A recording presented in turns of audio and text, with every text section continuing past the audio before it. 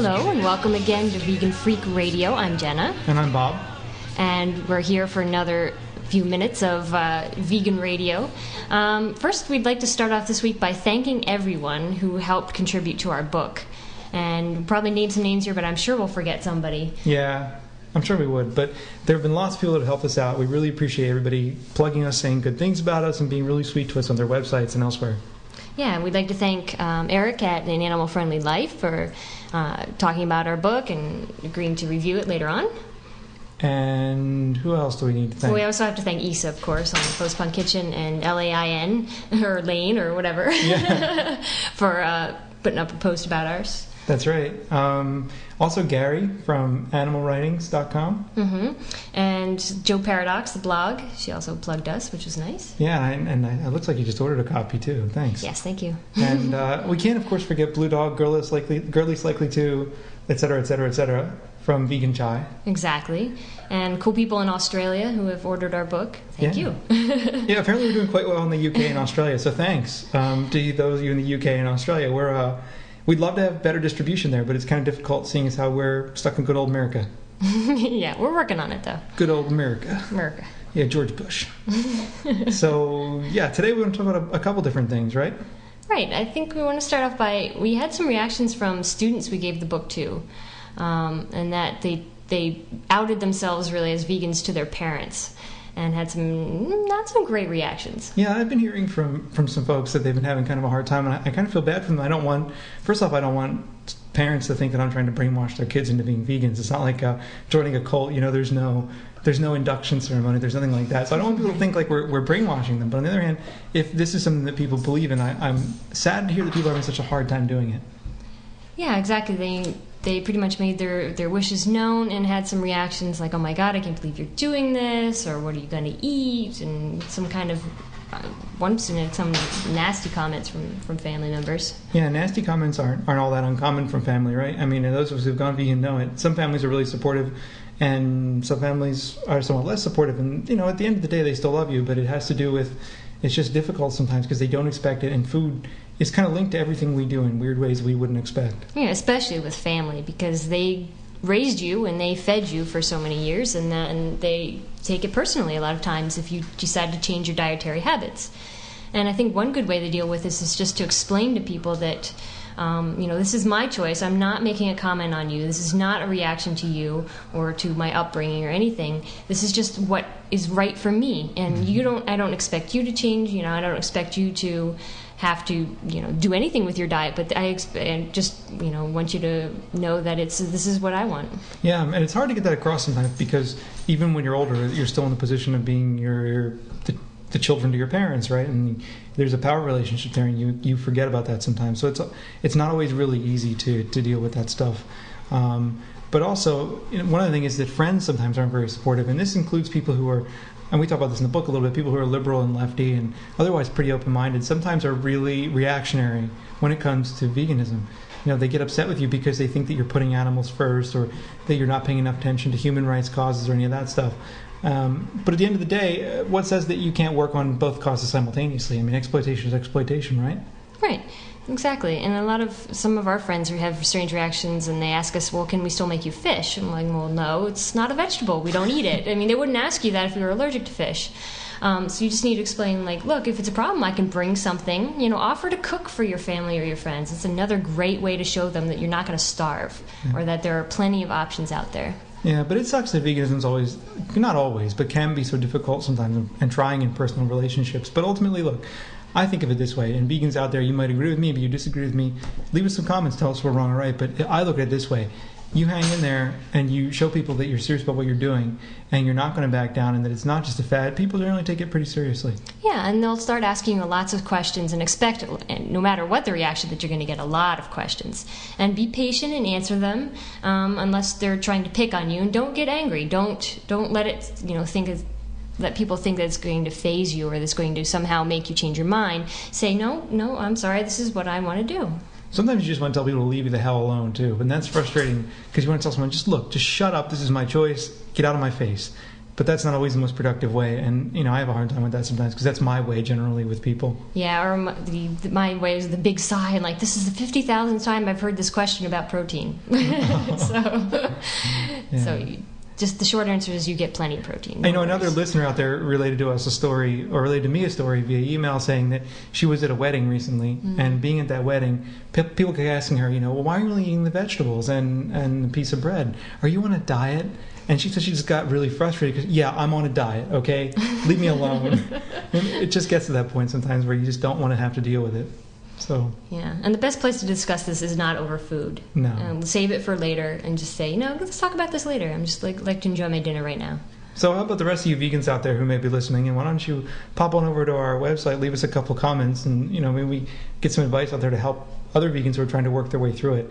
Because you might remember it's kind of hard to go through all this stuff. Exactly. If you had a particularly successful or not successful way, either way, of dealing with frustrations from friends and family, let us know. Every family's different. Well, thanks. I guess we should move on here. And you might hear in the background this very loud panting and the occasional clunk of a chain or something. That's our dog. He's dying. We just got back from a walk. It's really hot here. So if you hear this constant panting in the background, that's our lovely dog Mole. Yes, it's not us. It's not. By the way.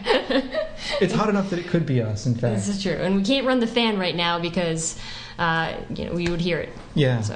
So poor Mole's suffering, but he'll be okay. It's not that bad. Right. But one of the great things about summer, since it is August, is that it's time for farmers markets. And what I want to urge readers to do is, if you're not vegan yet, or even if you're vegan and you kind of stuck in a food rut, because I know that we tend to cook the same things over and over again because we like them and because it's easy and because we're kind of lazy sometimes. We don't feel like cooking, so we just cook the same things over and over. But I would urge you to go to the farmer's market, pick up something local, or go to a roadside stand, find something that maybe you haven't cooked before, or maybe that just looks really good, something really fresh, and go home and cook it. And if you need a new way to cook it in a way you haven't tried before, pick up one of the cookbooks that we either have listed in the appendix of our book, or we have a huge list on our website, veganfreak.com. You'll find new and interesting things to do with vegetables. Yeah, absolutely. I mean, I hate to keep pimping the website. It's shameless. You would, check our website, read our book. I used to hate that kind of stuff. But actually, we do. The reason that we're pimping the website is because there's just a lot of books there. Yeah, we put together this whole list of cookbooks because I know that we have a whole shelf full and refer to them frequently just for new ideas and for new recipes. So. And lots of sites have lots of lists of good cookbooks you can run to. I mean, vegan.com has a bunch of books, and Animal Friendly Life has a bunch of cookbooks listed there. So you can run around and find all kinds of good cookbooks. But what Jenna's talking about is really smart because, she said we get caught in these ruts, and it's been good for us to just get a new cookbook and kind of try 10 or 11 new things out of it. Force us to try things we haven't tried before, or new techniques, new recipes, things like that, and it's a really good way to kind of invigorate what you're doing. Yeah, and it'd be a shame not to do it in August because August is produce month. Absolutely. It's fresh corn, fresh tomatoes that actually taste like something, vegetables that you'd never realize that they were this good until you taste the ones that were just picked. And if it's like that in the tundra up here where we live, you certainly have better produce almost anywhere in this country. Exactly. We even have a farmer's market up here, and we live in the middle of nowhere, so... Well, because there are farmers where we live. Well, true. But they actually have a market they can sell things at. It's impressive. I'm just surprised. Good point. One last thing I wanted to touch on, it's going to be a quick little podcast this time around, was this book that Jenna kind of pointed me to after seeing it in, what did you see it? Bark magazine. In Bark magazine. It's a magazine about dogs. What else? Oh, really? Bark? Yeah. As if you couldn't guess. Yeah. So she saw this book in Bark magazine. So the book's called Animals in Translation, and what the book looks at, it's called Using the Mysteries of Autism to Decode Animal Behavior. And when Jen told me about this book, I said to her, oh my God, it must be Temple Grandin, because I'd heard of this woman before. She talks in the book about how she's autistic, and her autism helps her to understand the ways in which animals react to various kinds of stimuli, because she says that she's reacted to stimuli in these similar kinds of ways. And one of the odd things about this is that she actually talks in the book about how she thinks that we need to think more about the way animals understand the world, but at the same time she designs humane slaughter systems. Now, personally, I have a hard time understanding that. Also in the book, she talks about how she doesn't think people are meant to be vegetarians. she tried vegetarianism, and she says that because of autism and maybe because of some metabolic abnormalities, she thinks that she may not be set up for vegetarianism. No scientific evidence to kind of back this, nothing really in particular, but I find the book kind of strange in a way. I mean, there's a very basic logical flaw at the root of it all. And the basic logical flaw is that if you understand animals that well, you should understand that animals fear, animals don't want to die, animals feel pain, and animals are sentient. They're sentient exactly in the same way we are, but they're sentient in a way that we may not understand. And this book seems to ignore that. It seems to set up this comfortable hierarchy between all those animals out there that we don't eat, like dogs and cats, and all the animals out there that we do eat, who it is okay to kill for just simply our taste and our pleasure.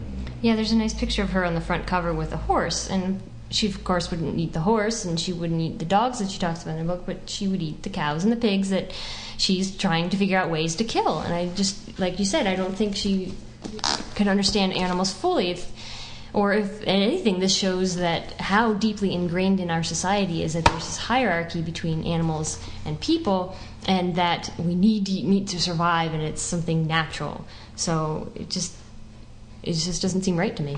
Yeah, I mean, I think in a book like this, where you're talking about animals and the way that they are, two pages out of almost 350, 2 pages out of 350 on vegetarianism is kind of pathetic. I mean, vegetarianism seems to me to be the natural reaction if you understand how animals feel. What else could it be? I mean, and the stuff on vegetarianism begins in a section called Pain and Suffering. And it's really baffling to me. I mean, I actually have a really hard time wrapping my head around it. Yet, the book itself gets pretty rave reviews. I mean, if you look, all the different people that have reviewed the book, people tend to like it. And people talk about how great the book is and how, for example, one of the quotes in the back of the book says, Temple Grandin's insights are absolutely fascinating, groundbreaking contributions to the field of animal awareness. Really? I have a groundbreaking contribution to the field of animal awareness, or awareness about animals. Don't eat them. They don't want to be eaten. They don't want to be killed. They don't want to be slaughtered in a bloody, horrible way, hanging upside down by their back leg. Exactly, or used for fur or leather or wool or any of that.